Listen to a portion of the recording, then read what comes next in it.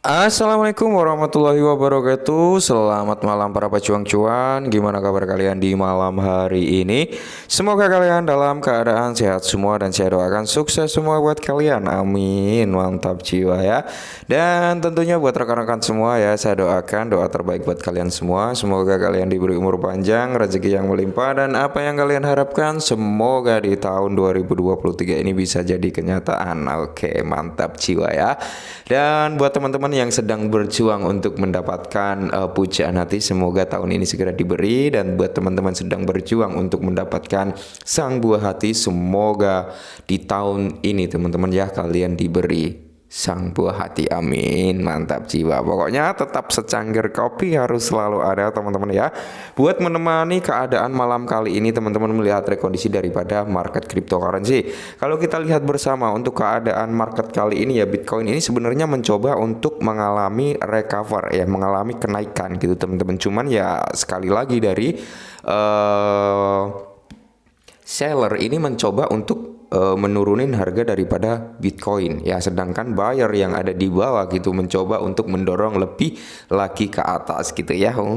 Ya pergerakannya masih kayak gini aja lah ya, belum ada perubahan terlalu signifikan. Oke, jadi di kesempatan malam hari ini teman-teman cukup rame ya, cukup rame diperbincangkan perihal scammer yang menyerang PP atau scam PP gitu ya kan.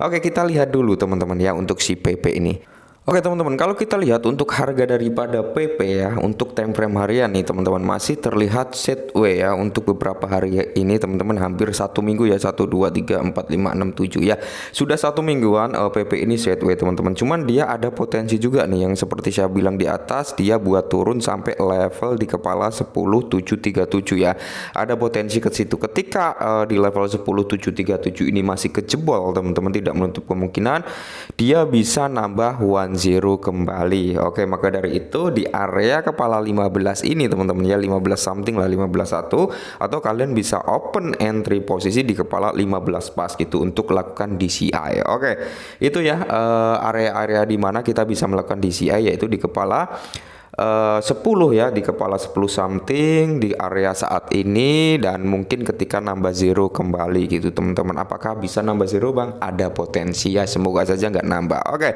jadi di sini sedang rame teman-teman ya, di mana scammer saat ini sedang menyerang komunitas PP. Oke, scammer sedang menyerang komunitas PP, jadi kalian tetap harus waspada dan hati-hati. Ingat ya, ingat kata pepatah bilang semakin berisi semakin banyak yang akan mencoba menumbangkannya. Begitu pula PP ya, semakin dia naik daun semakin banyak juga rumor-rumor negatif ya yang mencoba untuk menjatuhkan PP gitu. Oke, kita bahas lebih dalam. Nah, jadi menurut si Yutuda ini teman-teman ya, scam art, scammer menyerang pemegang PP dengan transaksi palsu. Oke, yang diserang saat ini adalah suatu token meme yang memiliki hype-nya cukup besar, cukup berpengaruh terhadap cryptocurrency ya, termasuk PP, SIBA. Saat ini banyak sekali scammer yang mengatasnamakan kedua aset ini teman-teman, meskipun di luaran sana juga aset-aset lainnya pasti ada scammernya. Nah, jadi kalau kita bahas lebih dalam teman-teman, meskipun fajar musim meme di pasar kripto, penipu masih ada. Oke, jadi di sini kita tetap harus waspada dan hati-hati tentunya ya.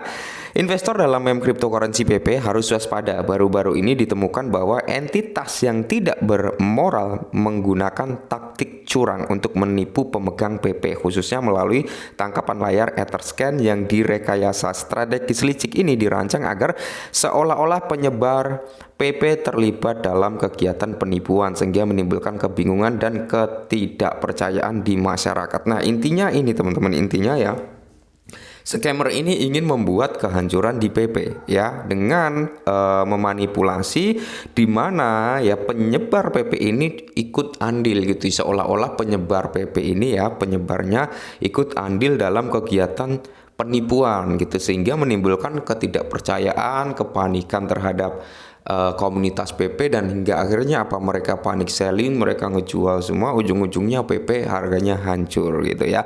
Dan baru-baru ini teman-teman, baru-baru ini ya, karena kalau kita berbicara seperti ini teman-teman, seperti Binance, Kraken, Crypto.com, dan masih banyak platform exchange lainnya ya, ketika dia mau melisting PP ya kan, pasti dia sudah melakukan lebih dalam lagi risetnya ya. Sekelas Binance apalagi kan seperti itu teman-teman ya.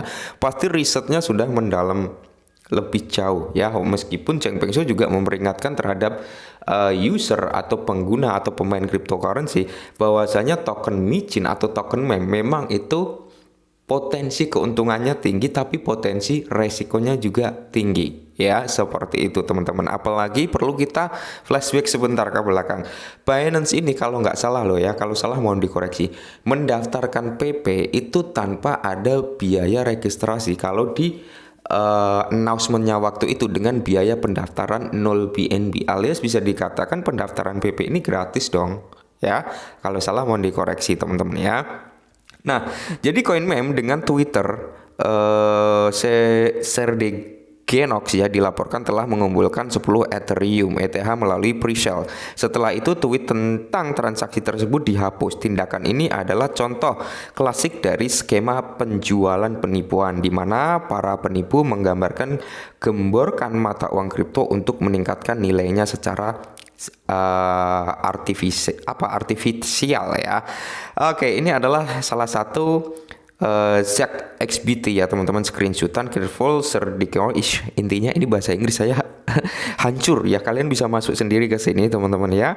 Sayangnya komunitas investor PP telah diidentifikasi sebagai sasaran empuk komunitas kemungkinan besar karena kecenderungannya untuk terlibat dalam proyek-proyek yang beresiko. Kecenderungan ini sayangnya melukis target di punggung mereka untuk dieksploitasi oleh seniman scammer ya teman-teman, seperti itu. Oke, terlepas dari tangkapan layar yang direkayasa, penipu dapat menggunakan berbagai strategis penipuan untuk menipu investor PP yang tidak canggih. Salah satunya metode tersebut adalah penipuan rug pull. Oke, penipuan rug pull di mana pengembang meningkatkan proyek setelah mengumpulkan dana besar, membuat investor terdampar dengan token yang tidak berharga. Skema lain adalah penipuan honeypot yang melibatkan pembuatan token yang dapat dibeli oleh investor tetapi tidak dapat dijual. Nah, ini ya yang ditakut-takutkan oleh para scammer agar apa?